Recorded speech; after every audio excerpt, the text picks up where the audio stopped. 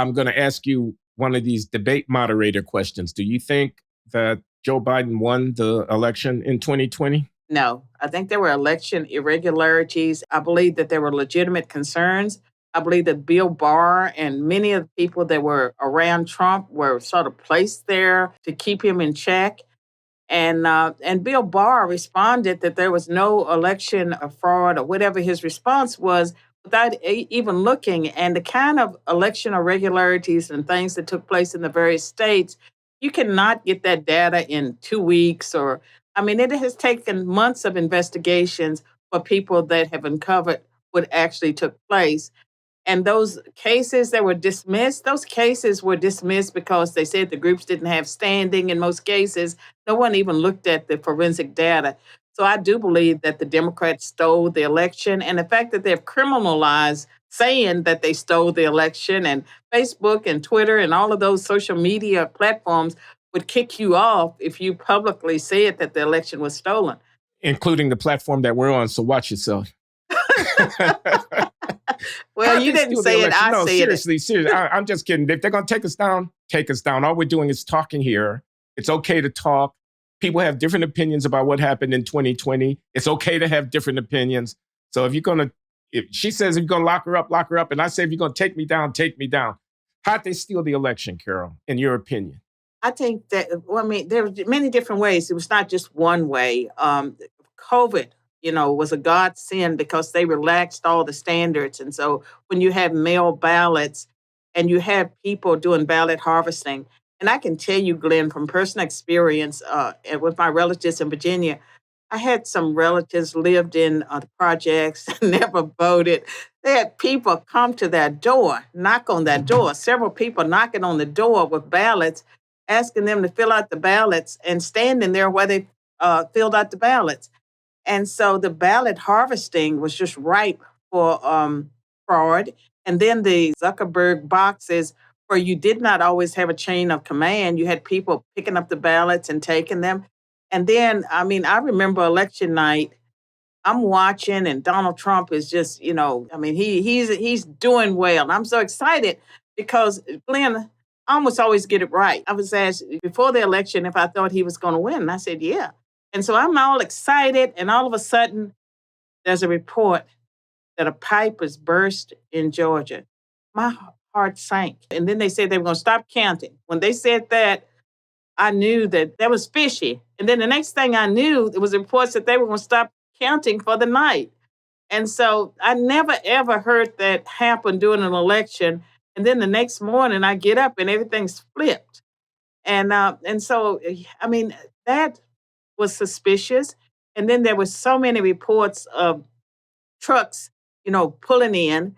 There were some postal workers that said that they were told to backdate ballots that came in. And so there were so many reports, and there were so many ways that they could have influenced the election.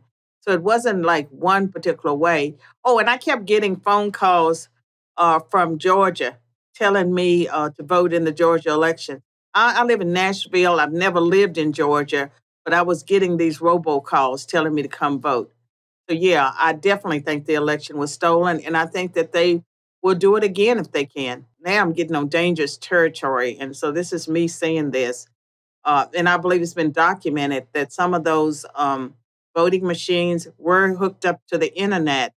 And I can remember as a political scientist reading years ago about how easy it is to when you're doing electronic voting, depending on who's programming, to be able to weight a ballot in a way that it flips in a certain way. So it all depends on who has access.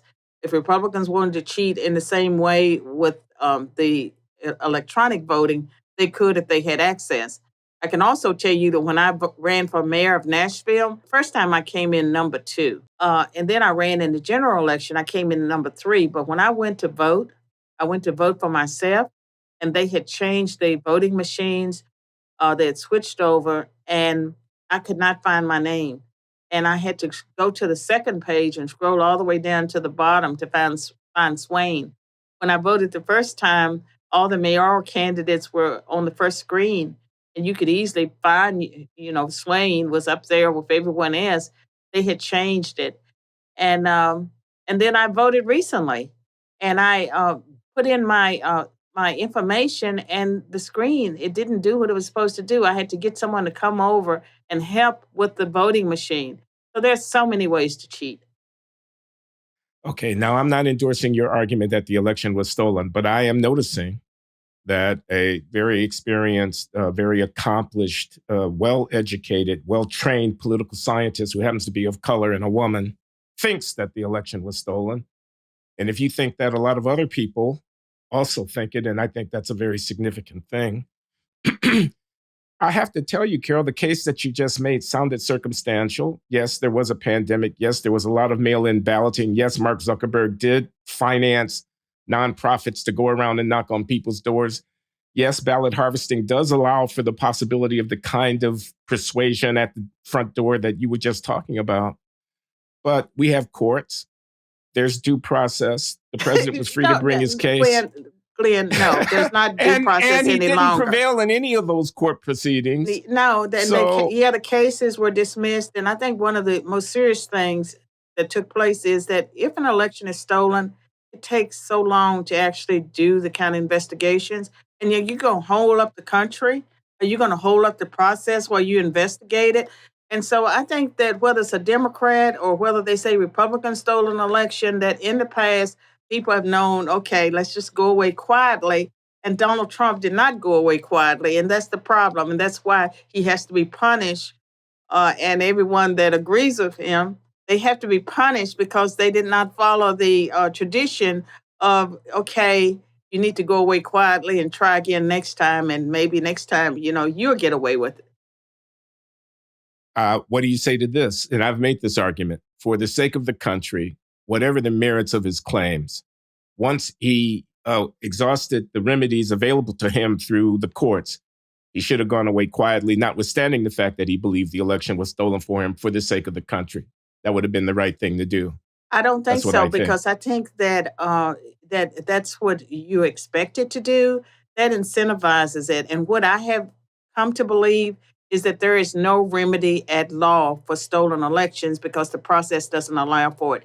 The process allows for Democrats and Republicans. Okay, you got it. Just go away quietly. And so he didn't go away quietly, and that's why he's been hounded and arrested, and that's why those 19 co-defendants, I'm sure the charges against them will be dismissed, but in the meantime, the money that they have to spend defending themselves, and like Harrison, he has a defense fund. I think yesterday he was up to 28,000. He's trying to raise 100,000, but people have had to mortgage their homes and put themselves at risk of bankruptcy, all because they either worked in an election or they served a particular candidate. And I think that is unfortunate. Say Donald Trump were to get elected again in 2024, who's going to follow him into office knowing that the Democrats are going to sue you? They're going to sue everyone they can sue. That's how they use the law. The law means nothing today. And I hate to say this, and I've always loved my country, and I've always believed that America was, something that today I would tell you that I'm not so sure that the America that I've loved all my life ever existed.